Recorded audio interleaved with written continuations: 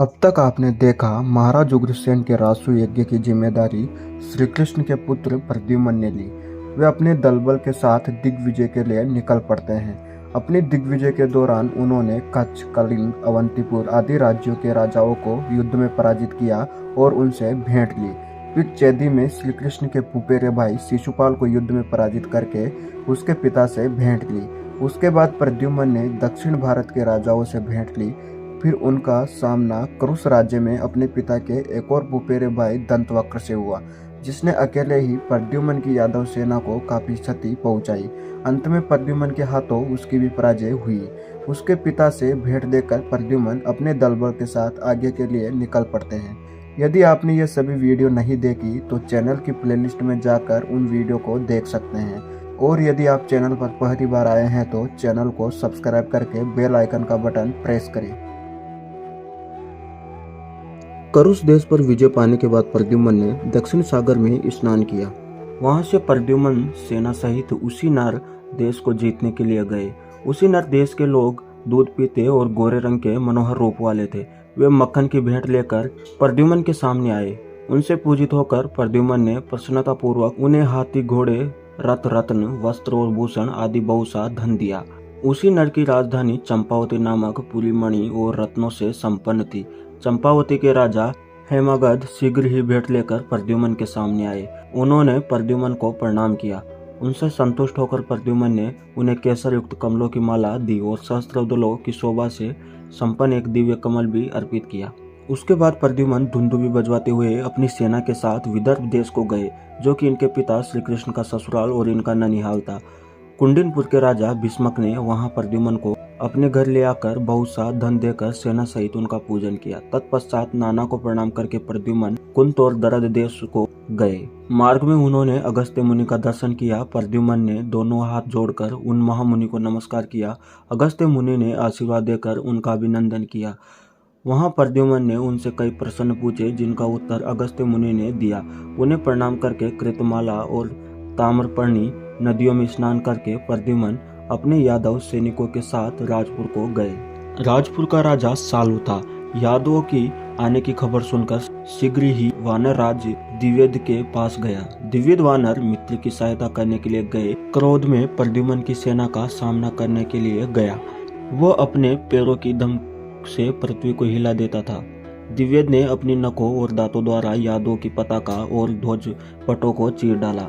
उसने रथों को ऊपर उछाल दिया, हाथियों पर वेगपूर्वक चढ़कर घोड़ों को भगाया और अपनी वानर किलकारियों के साथ भोये नचाकर सबको भयभीत करने लगा।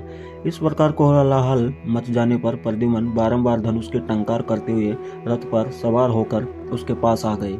दिव्यद प्रद्युम्न के रथ के आसपास उछलने लगा और अपनी पूंछ से घोड़ों सहित रथ, ध्वज और छत्र को कंपित करने लगा। प्रद्युम्न ने अपने धनुष की कोटी से उसका गला पकड़कर खींचा।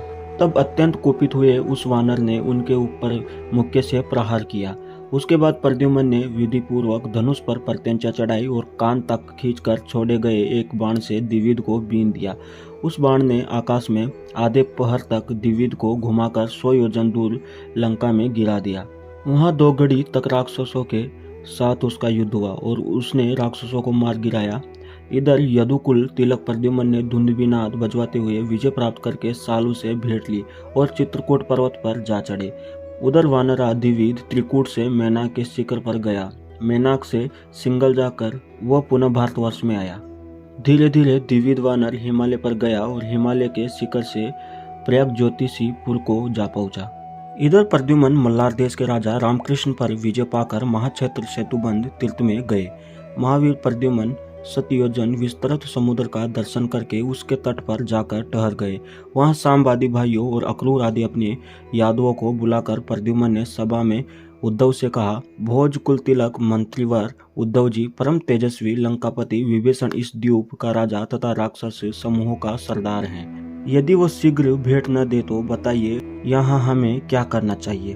उद्धव जी ने कहा, प्रभु आप देवादिदेव पुरुषोत्तम हैं, आप ही परमात्मा श्री कृष्णचंद्र हैं, तथापि आप साधारण लोगों की भांति मुझसे पूछते हैं। बड़े बड़े योगीश्वर भी आपकी माया का पार नहीं पाते। भूमन, ब्रह्मा आदि देवता भी सदा पराजित होकर जिनके उत्तम अनुशासन का भार सदा अपने मस्तक पर ढोते हैं, वही साक्षात पुरुषोत्तम आप ही हैं। मैं तो आपका दास हूँ, फिर मैं आपको क्या सलाह दूंगा। वो उद्धव के यो कहने पर प्रद्युम्न ने एक ताड़पत्र लेकर उस पर अपना संदेशा लिखा, राक्षस राज तुम भोजराज उग्रसेन के लिए भेंट दो। यदि बलाभिमानवश तुम मेरी बात नहीं सुनोगे, वह धनुष से छोड़े गए बाणों द्वारा समुद्र पर सेतु बांधकर अपने सैन्य समूह के साथ लंका पर चढ़ाई करूंगा।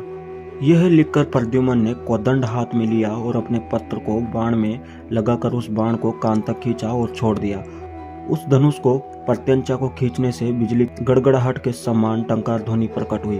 प्रद्युम्न के धनुष से छूटा हुआ बाण संपूर्ण दिशाओं को प्रकाशित करता हुआ विद्युत के समान तड़तड़ाकर विभीषण की सभा में गिरा।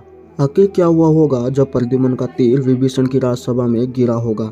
उस पत्र को पढ़कर विभीषण और उनके योद्धाओं ने प्रद्युम्न से युद्ध किया होगा या नहीं, या बिना लड़े ही विभीषण ने प्रद्युम्न को भेंट दे दी? इसका वर्णन अगली वीडियो में करेंगे। जब तक के लिए जय श्री कृष्ण।